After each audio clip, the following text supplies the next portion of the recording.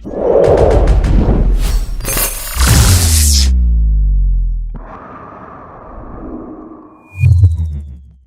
humans, and welcome to another episode of Gen X Gamer. Sorry I'm not appearing on camera, but man, let me tell you, there's so much arcade news, and I had family come down to visit here one day early. We weren't expecting them, so the house is full. But with all that, I still wanted to get to this news because it's so delicious. This is really a guilty pleasure of mine, is watching the home arcade scene, right?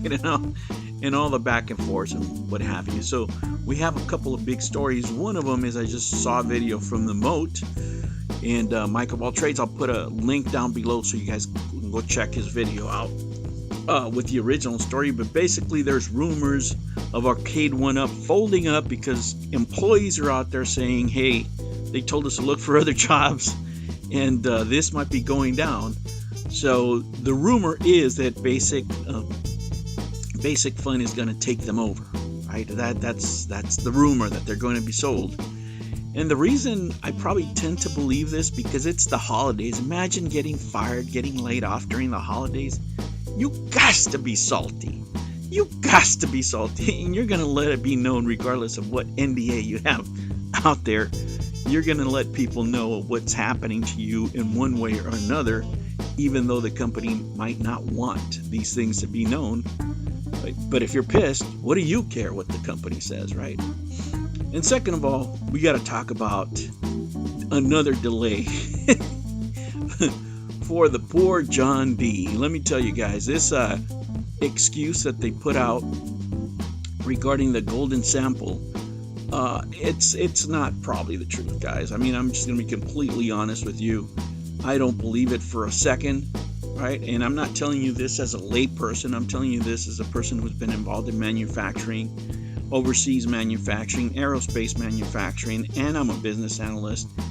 You know, and I have more than 10, 15 years doing this stuff.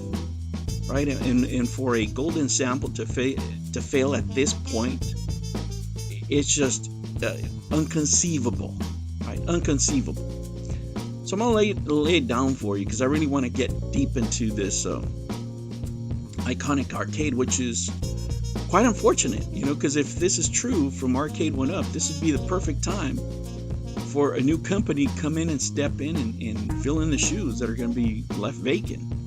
It doesn't matter what you say, right? There is a market for these machines. You might think that they're of low quality, whatever it is that your opinion is. The thing is that money was made. Millions of dollars were made, right? And like it or not, there's still a market for it for some people, not for everybody, right? But you know, there's a market if you can make them for $400. If you're going to make them for $1,000, I think you got a problem. But with that said, let's dig into this golden sample, the failed golden sample. And let me tell you right away, I don't think that this is the case, guys. I think that's what John D was reading, because nothing will tell you more than the fact that he was reading a statement, something that was prepared. All right, this is not probably what he wanted to do. So I think he's between a rock and a hard place. He is not the producer. He's not the manufacturer. He's a consultant on this job. You know, and Iconic Arcade has announced yet another delay, right, for their Street Fighter 2 Extreme cabinet, whatever the hell they'll call it. And now it's scheduled for late 2026. Now, this public explanation of the golden sample, guys, that failed final quality inspection, on paper for the layperson, it sounds reasonable, right? For a seasoned veteran like myself, it really doesn't align with the experience or history of the people building this machine. For starters, you had all the YouTubers out there, shills, whatever you want to call them, looking at this thing. Whatever feedback they gave them is right then and there. I think it's a very fair statement to say that those YouTubers told them the customer's expectations, right? What the public expects, what they expect. And this whole notion that it failed after all that input, I think is just not believable at best, right? Not believable. Especially with people of this kind of experience that worked at Arcade1Up before. You know, so it's not a first-time team.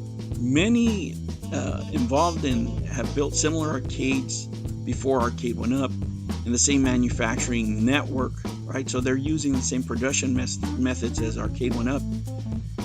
When seasoned teams like this, including John D and everybody else involved, struggle with first article or golden samples, as they want to call them, it raises questions, deep questions, right? That just saying, oh, it's a simple QC, that failed. Let me tell you guys that there's things to this that go beyond just a simple inspection, and complicating things further. Right? Iconic Arcade now is offering customers up to $150 discount and making up to like 20 games available, so you're even losing more there. That is a heavy financial concession for a young hardware company to make. It really points to a deeper issue than a bad prototype. It's also telling that they need to keep the money. This is why you're doing this. We want to keep the money. You're being desperate. Otherwise, you wouldn't be making these kind of concessions. There are widespread rumors, about the cease and desist from Arcade1Up. How much that influenced the project? Did it have licensing complications? Did it give investors concerned about funding? Because especially now that Arcade1Up might be going under, that means the market is soft, right? So, whoever's funding this, because it's not John D, might be saying, wait a minute, guys, I don't know that I want to move forward with this. So we need to look at the whole picture, right? See what most likely is the cause is something that they're really not going to discuss openly. No company would, right? This delay, in my point of view, right, the delay is a business problem, not a manufacturing one. Excuse me.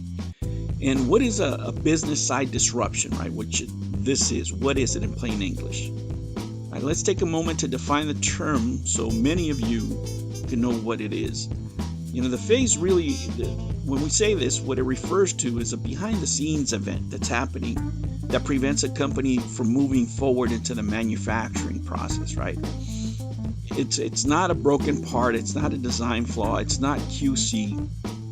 It's everything else that can bring the project to a halt, right? So let's just put it out there in everyday language, layman's language. What can you have? Legal issues, investors not releasing funds, factories refusing to build until the paperwork or payment clears, licensing problems, budget shortfalls, internal disputes, leadership turnover, right? Companies rarely announce these issues directly, so when they threw John D out there to give an explanation to customers, something they could believe, right? But again, John D not looking into that camera, guys, tells me a lot.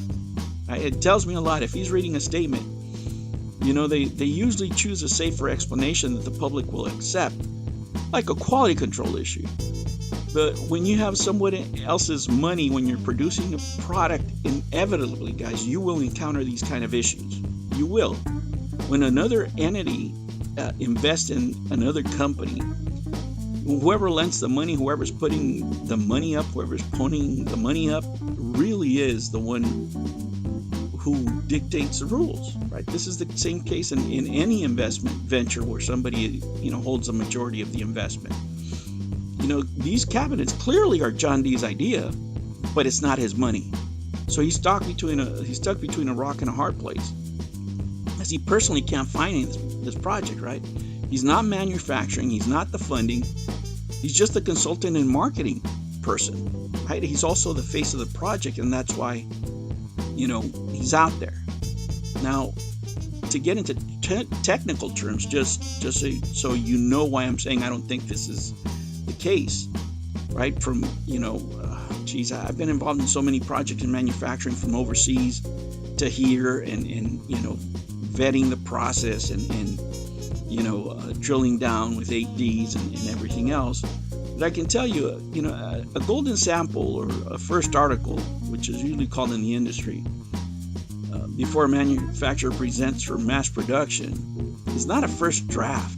It's a finished product, right? It sets the standard for everything that follows. And by this time, you've done you know, the basic first articles. You run inspections via different methods while you're processing the item, right? When you're doing in-process checks of everything, and inspecting it via pictures, like he said, is not how professional companies do these things. When it comes to dealing with overseas manufacturing, guys, you typically hire a local and experienced quality consultant, right? Somebody like myself, but like in China, right? And they look at everything from in-process inspections to first articles to everything in the process. In addition, for these inspection guys, you don't rely on pictures. You use, CMMs. They're coordinate measuring machines, for example. They can give you the dimensions exactly of that first article before you even see it. We have different machines. The CMM can inspect all the proper dimensions, including the profile that you want on the thing. Everything can be inspected. As well as you can use lasers for some things. You can even have surface roughness measurements using a profilometer. Right? So if you're building to a print that you already have, then these should not be an issue. Especially when it's something that other companies have already built. They expect you to believe that they couldn't do it.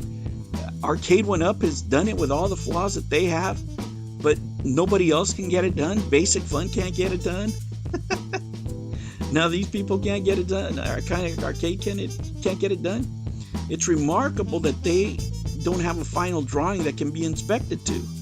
Right? This is not a reasonable assumption unless the company doesn't have the budget for an in-house engineer, which would be a huge red flag.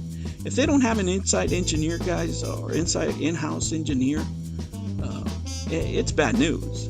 The former Arcade1Up personnel they know the suppliers, they know the factories, they're familiar with the processes that got the first consoles done, the first arcade cabinets done.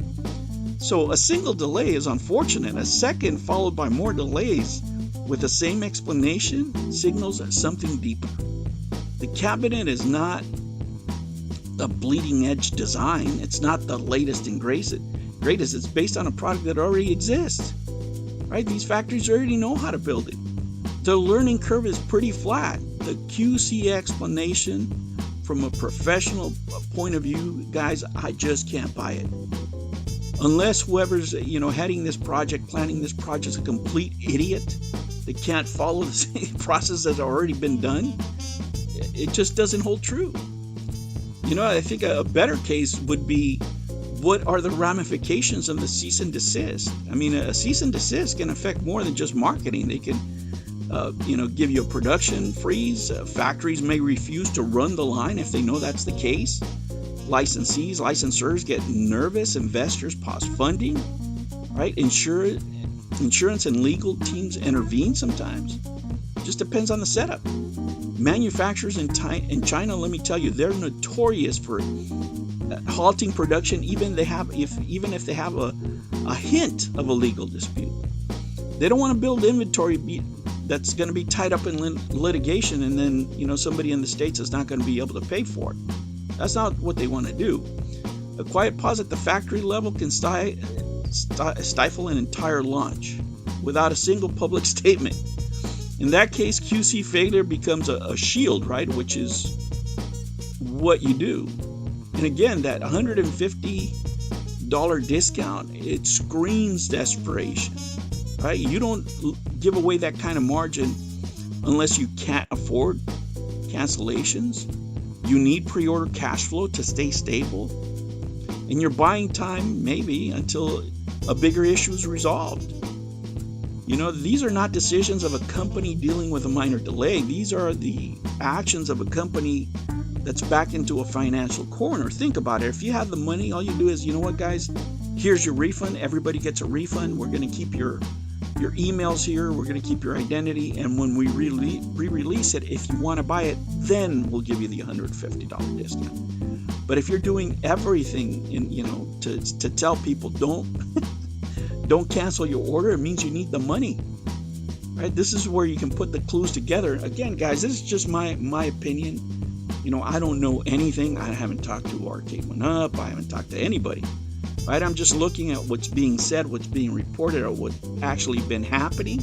The statements from John D., right? And from a professional that's been in the industry of manufacturing for more than a decade, I can tell you this doesn't pass a smell test. When you combine the fact you have a pattern that emerges, right? You have another unexplained delay, a technical issue that doesn't match the team's experience, significant discount that impacts profitability. I mean, these people are getting amicoed, right? Additional free games that further erode margins, right? Persistent rumors of legal pressures. The silence from the company, I mean, it's just deafening. Besides these PR posts and these little channels, you know, they're doing little channels. I mean, this is amico territory. It really is. Right? I hate to say it, but I mean, why not? You know, if the product's that good, why don't you just go to the biggest channels and start announcing it? You know, you're going to start from a channel from scratch to build them up. What is this?